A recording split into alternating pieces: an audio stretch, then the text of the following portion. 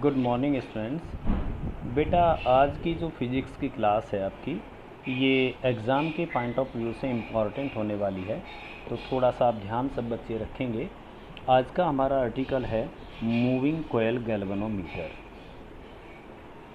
Moving coil galvanometer, और जिसको हम शॉर्ट में कहते हैं MCG, मूविंग कोयल गैल्वेनोमीटर। तो सबसे पहली बात कि ये क्या काम करता है। द मूविंग कोयल गैल्वेनोमीटर यानी कि जो MCG होता है is used to measure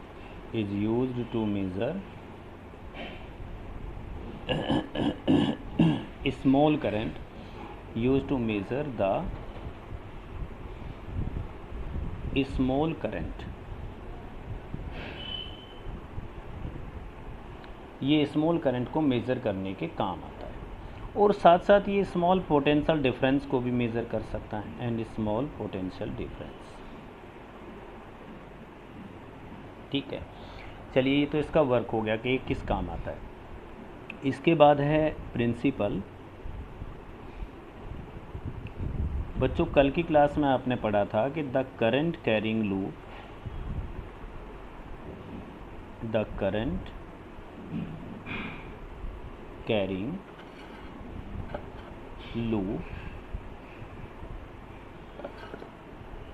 suspended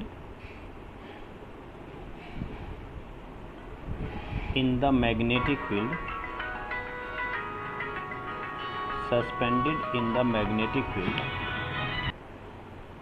तो बच्चों, current carrying loop suspended in the magnetic field experiences a torque. जो आपने पिछले आर्टिकल में पढ़ा कि जब भी कभी कोई current carrying loop magnetic field में सस्पेंड करते हैं तो उस पर एक टर्क लगता है, और उस टर्क की जो वैल्यू है वो टर्क की वैल्यू आपकी थी NIAB साइन थीटा, जिसमें थीटा जो एंगल था वो लूप के नॉर्मल का मैग्नेटिक फील्ड के साथ था, लूप का मैग्नेटिक फील्ड के साथ नहीं था। ये नोट करने वाली बात है। ये इसका प्रिंसिपल हो गया। अब इसके बाद हम बात करते हैं बच्चों इसकी कंस्ट्रक्शन की।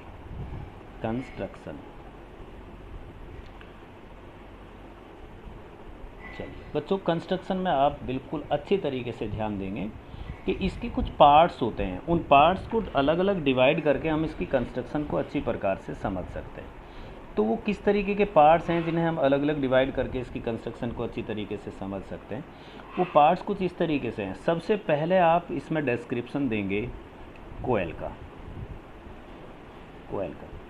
देखिए, ये जो कोयल होती है, इसमें कोयल इज़ मेड, मैं छोटे छोटे पॉइंट्स करके लिखता हूँ। The coil is made by wounding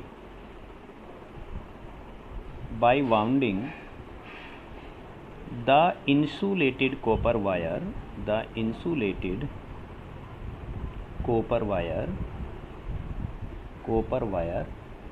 on a metallic।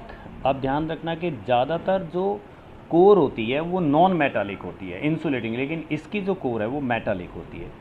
On metallic core का मतलब एल्यूमिनियम आप इसमें यूज़ करते हैं, क्योंकि एल्यूमिनियम लाइट मेटल है, वेट के हिसाब से बहुत ही कम है और कंडक्टिविटी इसकी ज़्यादा है।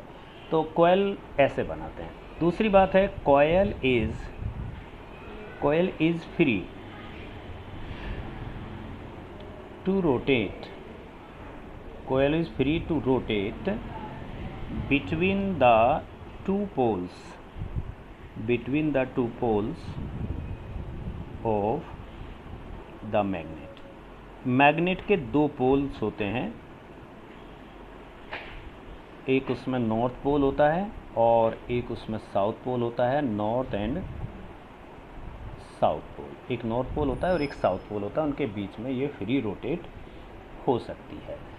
तो ये आप ध्यान से समझ लें, ये इसके कोयल की एक इम्पॉर्टेंट बात हुई। इसके बाद कोयल आपने अच्छी तरीके से सीख ली। तो इसके बाद कोयल के बाद आता है मैग्नेट। इसमें कैसा मैग्नेट यूज़ करते हैं। हाँ, the permanent magnet is used, the permanent magnet is used in the MCG। और सबसे इम्पॉर्टेंट बात जो मैग्नेट की है, इट हैव, ये ज़रूर याद करना है, it have 2 cylindrical poles.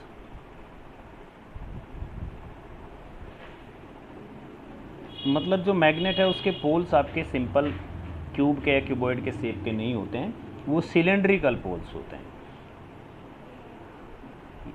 The magnet produced,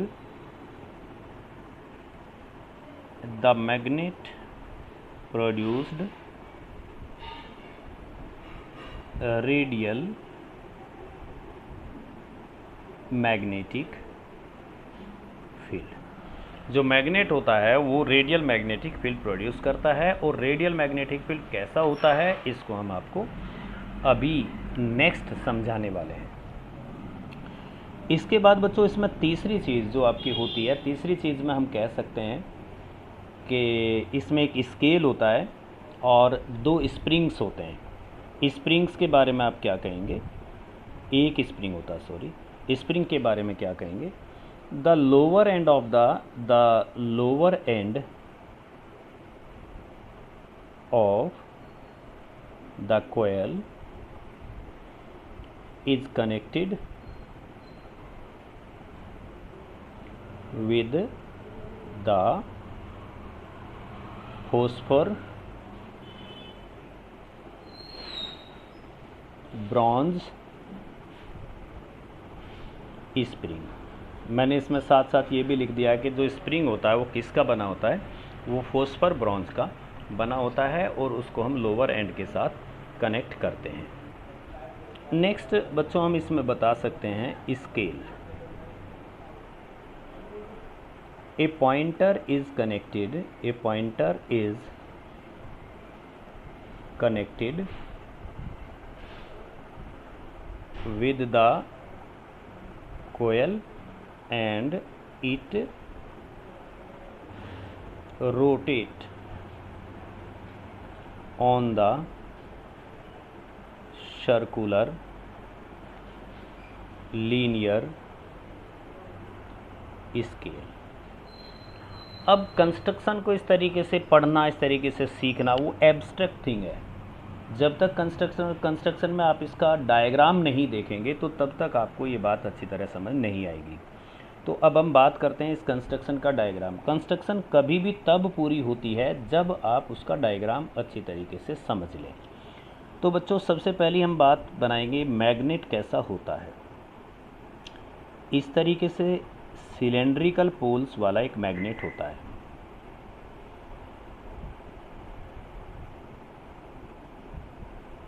आप चाहो तो डायग्राम मेरे साथ साथ भी बना सकते हैं या फिर समझने के बाद आप खुद भी बना सकते हैं। ऐसा एक मैग्नेट के पोल्स होते हैं, ये नॉर्थ पोल है और ये इसका साउथ पोल है। अब ये जो मैग्नेटिक फील्ड प्रोड्यूस करेगा, तो देखिए मैग्नेटिक फील्ड लाइंस यहाँ से ऐसे निकलेगी, यहाँ से ऐसे, यहाँ से ऐसे, यहाँ से ऐसे, यहाँ से ऐसे, यहाँ से ऐसे। तो ये जो मैग्नेटिक फील्ड लाइंस है ये इस सर्कल के रेडियस के अलोंग होगी हमेशा। मान लो आप इस पूरे सर्कल को इस तरीके से बना लेते हैं, अच्छा स्फीयर को पूरा बना लेते हैं, तो जो मैग्नेटिक फील्ड लाइंस होंगी उनकी डायरेक्शन हमेशा रेडियस के अलोंग होगी। इसीलिए इस मैग्नेटिक फील्ड को हम रेडियल मैग्नेटिक फील्ड कहते हैं। अब इसके बीच में एक कॉइल है। कॉइल को किस प्रकार से लपेट कर बनाया, हम उसको ऊपर से देख रहे हैं, साइड से नहीं देख रहे।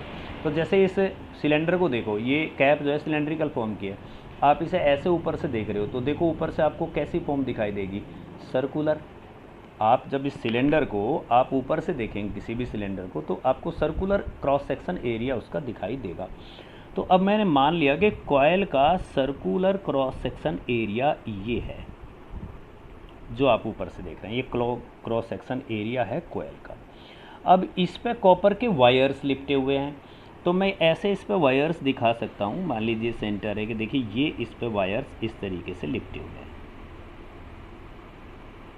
डायग्राम को साथ साथ ध्यान से समझेंगे तो शायद आपको अच्छा समझ आएगा।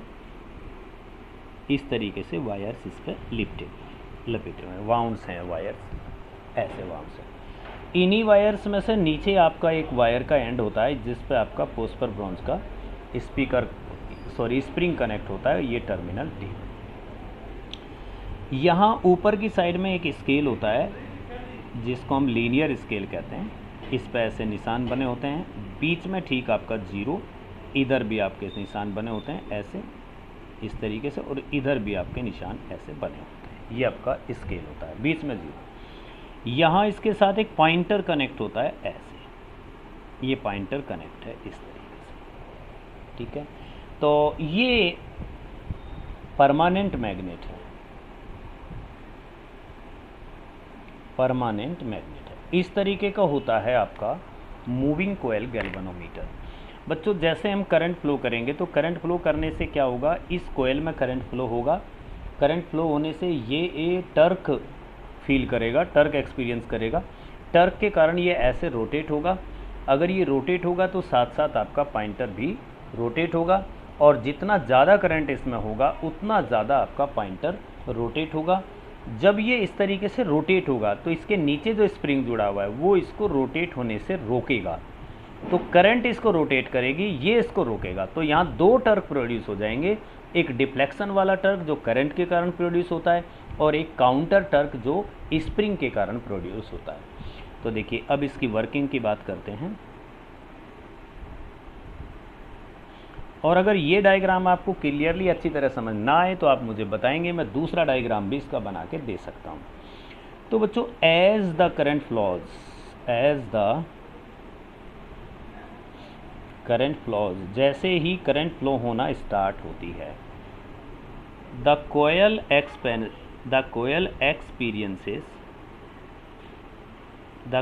एक्सपीरियंसेस ए टर्क, तो कोयल पर तुरंत एक टर्क लगता है। It is called deflecting torque, it is called deflecting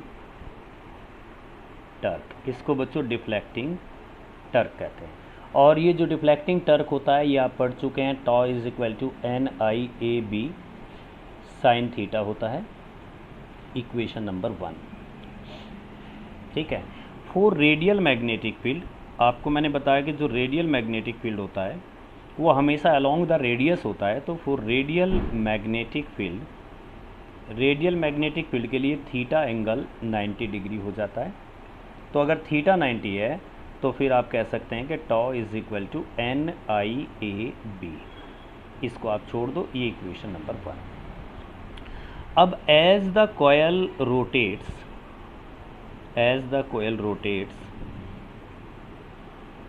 it experiences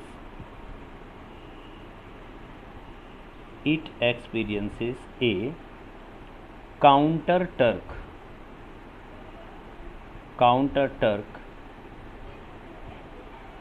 in the spring, जो इसको रोकने की, काउंटर मतलब काउंटर करने की कोशिश करता है। अब ये जो काउंटर टर्क है ये किसके बराबर होता है, tau is equal to K phi, where phi is the deflection, ये deflection. Equation number 2, for equilibrium दोनों टर्क बराबर होने चाहिए। NIAB is equal to K phi, तो इससे I इज इक्वल टू हमारा आ गया K by NAB into phi. इसे हम एक कांस्टेंट मानते हैं, I is equal to capital G phi, जहाँ पर जो G है उसकी वैल्यू होती है G is equal to K by NAB, और इससे हम कह सकते हैं कि I is directly proportional to phi. और ये जो G है बच्चों, इस G का नाम होता है गैल्वेनोमीटर कांस्टेंट इसका नाम है आपका, ठीक है। तो ये इसका वर्किंग है। अब आप देखेंगे कि I is directly proportional to phi. I is directly proportional to phi का मतलब है कि हम लीनियर, ये रिलेशन लीनियर होता है, हम लीनियर स्केल को यूज़ कर सकते हैं। तो that's why we can use linear scale. the linear scale can be used in the galvanometer। और आपने ये देख लिया होगा कि अगर थीटा इज इक्वल टू 90 ना होता, यानी कि मैग्नेटिक फील्ड अगर रेडियल ना होता, तो फिर हम लीनियर स्केल यूज़ नहीं कर सकते थे। इसके बाद गैल्वानोमीटर में दो नई चीज़ आती है बच्चों। एक को हम कहते हैं current sensitivity,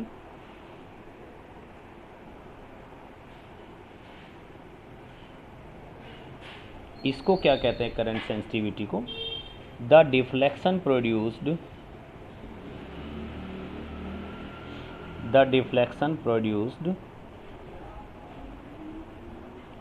per unit current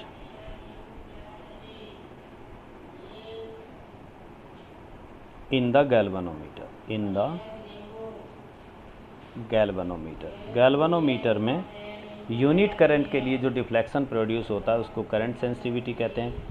तो here students, current sensitivity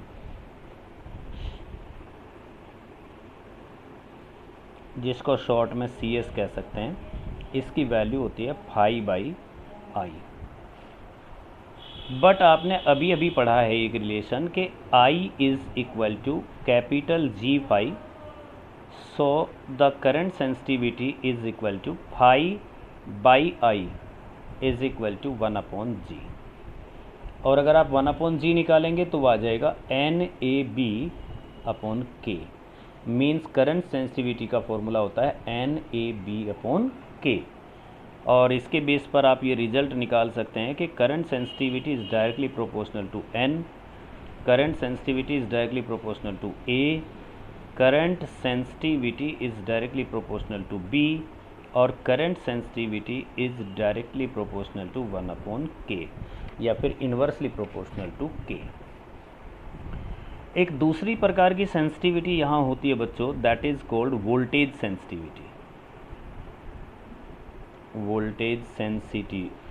sensitivity.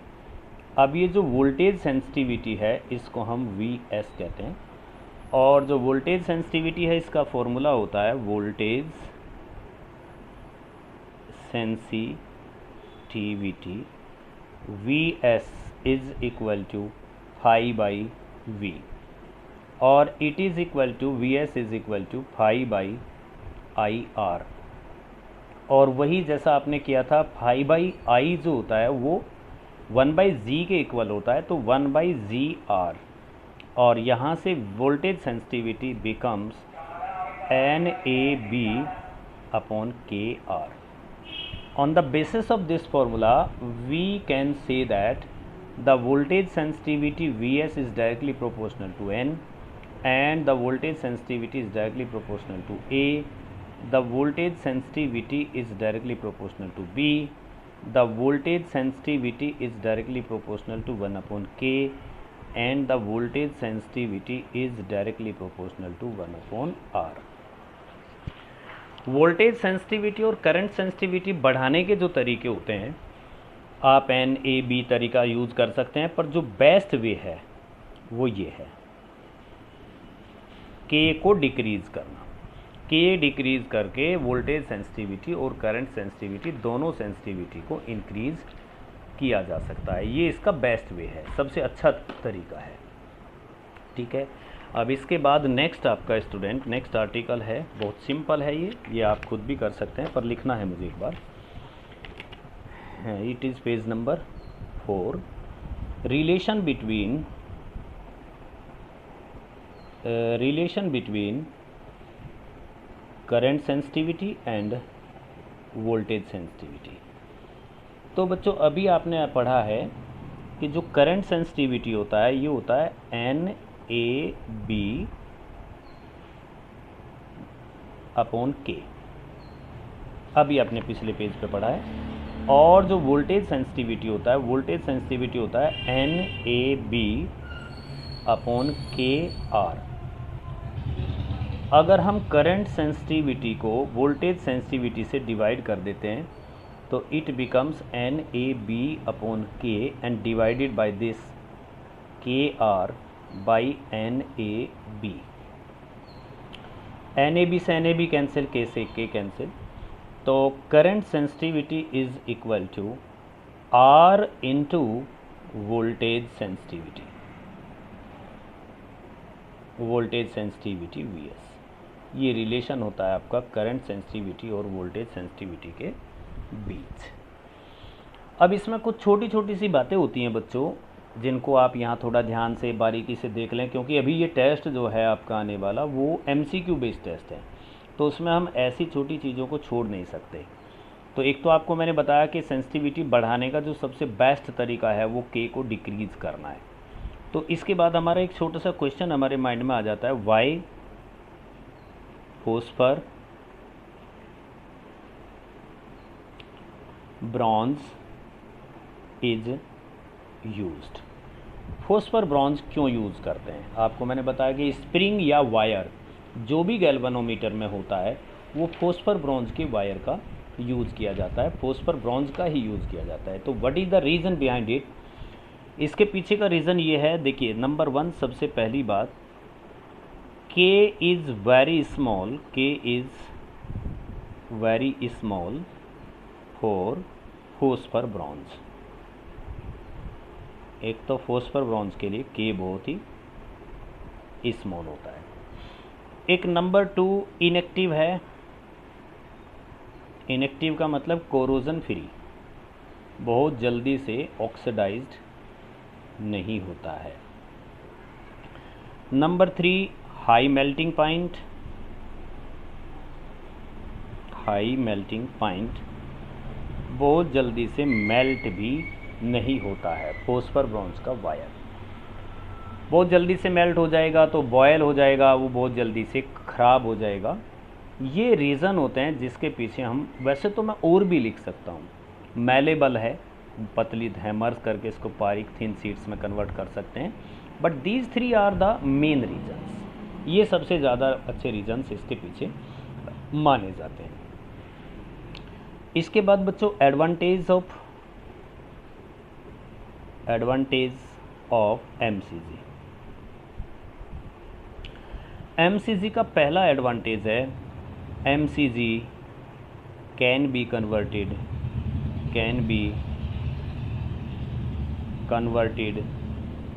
Into ammeter. Ammeter MCG से ही बना होता है। MCG can be converted into voltmeter. Voltmeter भी MCG से ही बना होता है।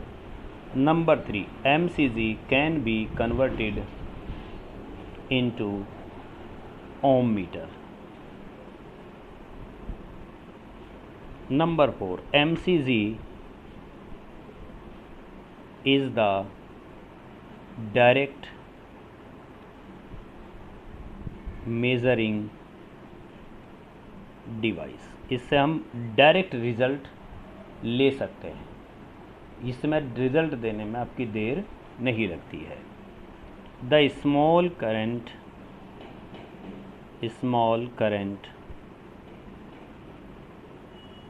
can be measured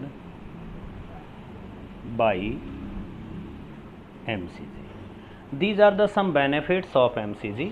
तो अब बच्चों आप इसको पूरा कर लेना यहाँ तक। क्लास थोड़ी छोटी है आज, क्यों?